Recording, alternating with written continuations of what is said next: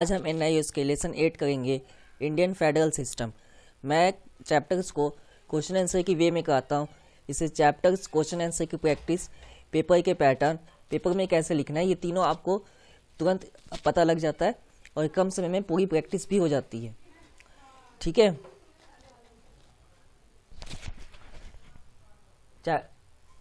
Lesson start करने से पहले हम एक बार पैटर्न जानेंगे। पैटर्न है 8 मार्क्स के क्वेश्चन जो आपको 5 आएंगे, 40 नंबर तो ये हो जाएंगे। 5 मार्क्स के 8 क्वेश्चन 40 ये भी हो गए और 2 मार्क्स के 10 क्वेश्चन 100 मार्क्स के हो गए। 23 क्वेश्चन होंगे। ये वेटेज है, टोटल वेटेज है, चैप्टर वाइज या बुक वाइज नहीं है। ठीक है, याद रखना है आपने। स्पेशली मैंने टोटल वेटेज बताया, 3 घंटे का पेपर होता है और इतने ही क्वेश्चन होंगे, ये मार्क्स है।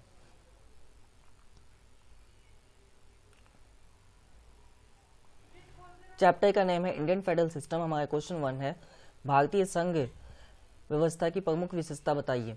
Explain the main features of Indian federal system. 5 marks के हैं, 2014 में आ चुके हैं क्वेश्चन। सबसे पहले एक लाइन में आपको बता देना है फेडरल सिस्टम है क्या। Here the governments is of 2 more levels. 2 more levels की गवर्नमेंट होती है, फर्स्ट सेंट्रल और दूसरा स्टेट। 2 मोर इसलिए कहा गया है क्योंकि यहाँ पे तीसरे लेवल की भी गवर्नमेंट होती है।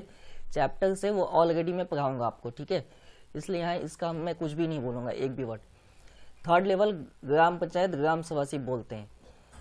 सबसे पहला पॉइंट है इसमें फीचर्स में सिटीजन ग्रुप। सिटीजन सेम होते हैं, अलग अलग गवर्नमेंट आकर उसी सिटीजन पे एडमिन चलाते हैं और पूरा वर्क करते हैं। जैसे लाइक बीजेपी आती है उसी सिटीजन पे वर्क करती है, कांग्रेस आती है गवर्नमेंट उसी सिटीजन पे वर्क करती है। ठीक है, उसके बाद है जुडिशन। यहाँ पे बोला गया है हर एक का जुडिशन अपना अपना होता है। ठीक है, एरिया वाइज ये फिक्स होता है। क्लियरिटी इसी बात से मेंशन की जाती है, एरिया के अकॉर्डिंग। थर्ड पॉइंट है रिटेन कॉन्स्टिट्यूशन। रिटेन कॉन्स्टिट्यूशन एक रिटेन डॉक्यूमेंट है जिसके आधार पर सारे काम होता है। ठीक है, और इसी को हमने स्पेशल किया है कि ये फंडामेंटल प्रोविजन है किसमें, कॉन्स्टिट्यूशन में। किसके लिए, आ लीव एलोन, इसके लिए।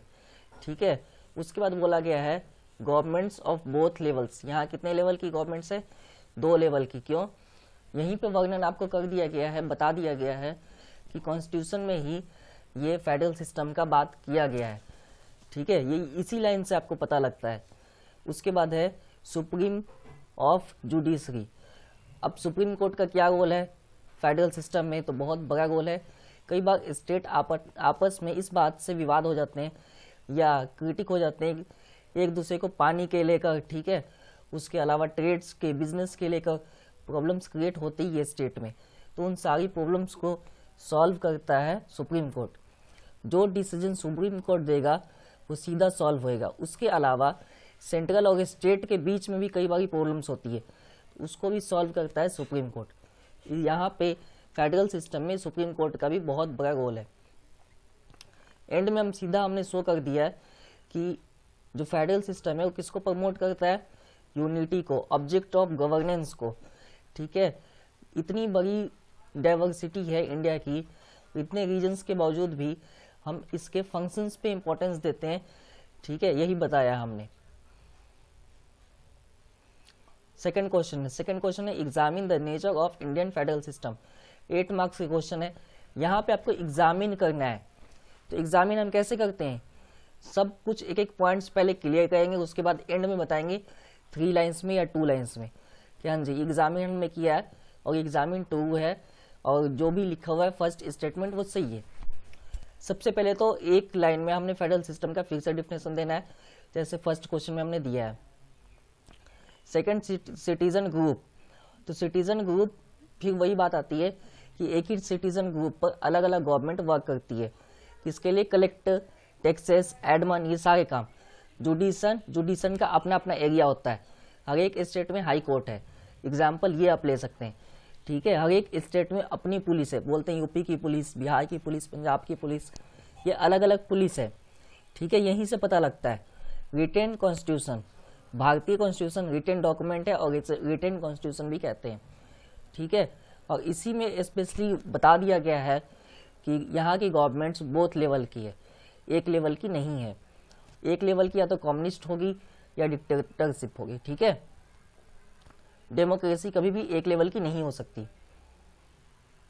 अब चलते हैं आपके थर्ड पॉइंट पे। यहाँ पे फिर से अब बोला गया है सुप्रीम लीग, ठीक है।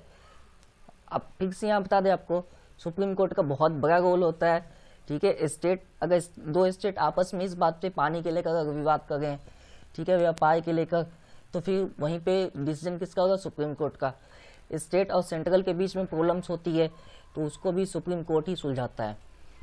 यूनियन लिस्ट, अब यहाँ पे हमने पूरा एग्जामिन के लिए पूरा एनालाइज करेंगे, तो आंसर में ही एनालाइज करना है आपने, तब जाके आपको मार्क्स 7 मिलेंगे, ठीक है। आप 7 की ही उम्मीद रखिए इतना लिखने के बाद।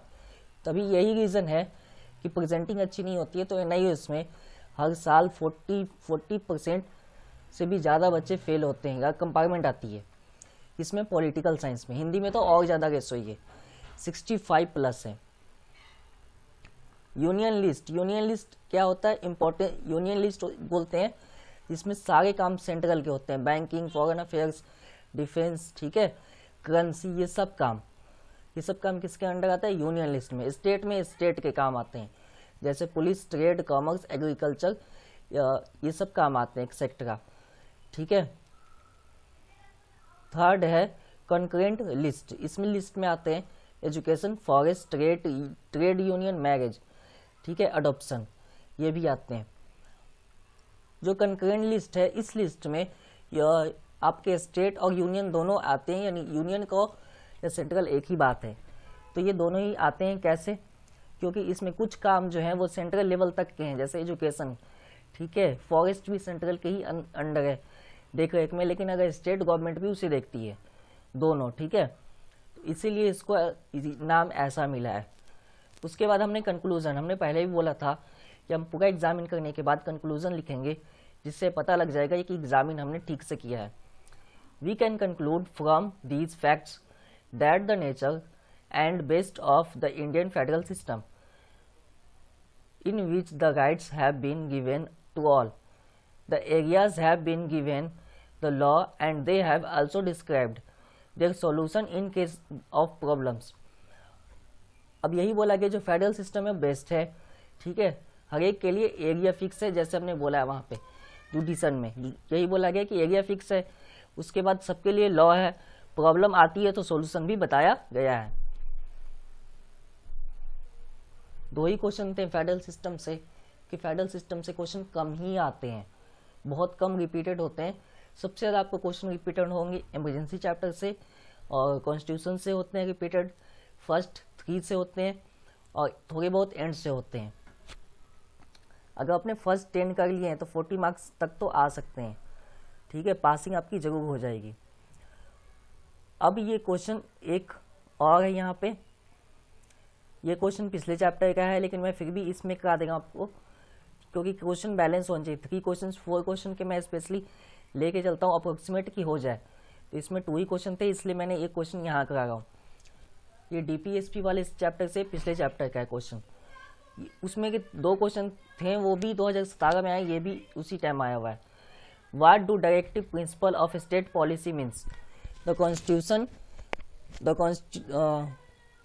यहाँ डीपीएसपी बताना है क्या है, किस कंट्री से इंस्पायर्ड है, और तीसरा इंपॉर्टेंट हमने क्यों उसको अडॉप्ट किया है, क्यों लिया है डीपीएसपी को। हमारे पास जब ऑलरेडी कॉन्स्टिट्यूशन है फिर भी हमने स्टेट पॉलिसी को क्यों लिया है, ठीक है, ये बताना है। तो पहले समझना है डीपीएसपी क्या है। The directive principle of state policy are instructions given to the central and state level governments. इसके लिए होता है स्टेट लेवल गवर्नमेंट्स के लिए होता है, क्योंकि वो अपनी पॉलिसी खुद से नहीं बना सकती, ठीक है, वो परफेक्ट नहीं है अपनी पॉलिसी बनाने के लिए। The policy of the state are not tenable, वो इतना नहीं परफेक्ट कर सकती कि वहाँ के सभी सिटीजन्स को देख सके स्टेट, ठीक है, यहाँ स्टेट की बात हुई है। The play on the basis role of administration of the country, इसी के लिए होता है गवर्नमेंट ही करती है, सेंट्रल गवर्नमेंट, ठीक है, वो पॉलिसी बनाएगी, उसी के काम पे पूरे स्टेट को भी मानना पड़ता है। The directive principle of state policy has been taken from Ireland. कहाँ से लिया गया है? इंस्पायर्ड किस कंट्री से? आयरलैंड से। क्लियर है इतनी बात? अब they have been include in the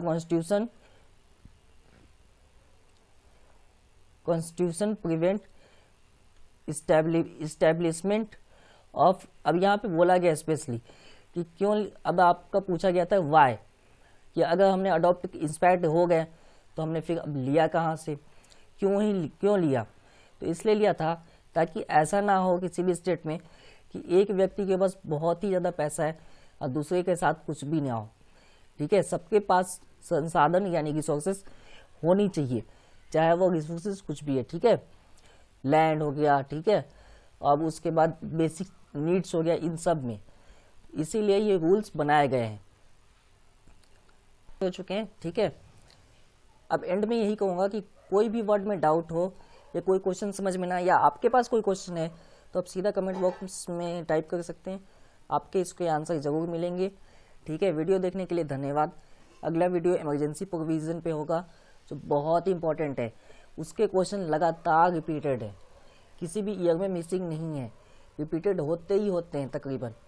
शायद कोई ईयर होगा जिसमें मिसिंग होगा, एक उसके कॉन्स्टिट्यूशन के क्वेश्चन रिपीटेड होते ही होते हैं हर ईयर। ठीक है, अक्टूबर और मार्च दोनों में आते हैं, तो इम्पोर्टेंट है। धन्यवाद।